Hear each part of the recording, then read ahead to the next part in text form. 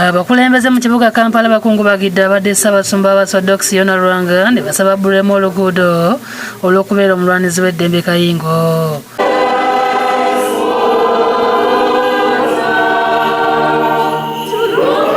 Beetaye mu mmisa ebadde ku kitebe ky'Abasorthodox e Namuŋŋoona mu Eklesiya ya St. Nicholas.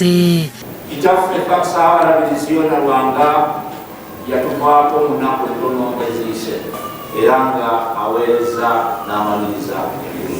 He has worked and he has finished the good fight. Tutwale ekyokulabirako kyenaffe bwe tuba nga tuva mu nsi muno tuveemu nga tugezezzaako okubeera abantu abatuufu. Ekiteeso ky'okumubbulamu oluguudo kireeteddwa akulira ebyobuzimbi mu Kampala, Kansala Hakim Kiza Sawula.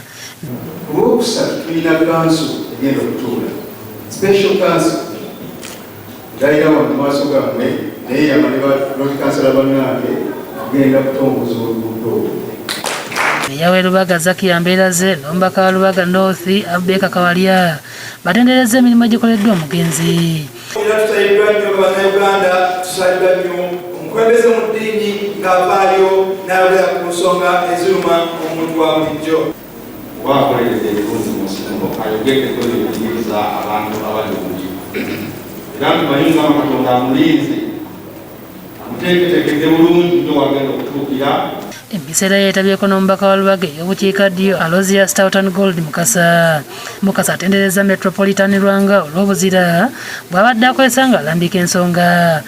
Tumwebaza olw'okubeera nti abadde ettaala abadde empagi nnene nnyo ku nsonga ya human rights.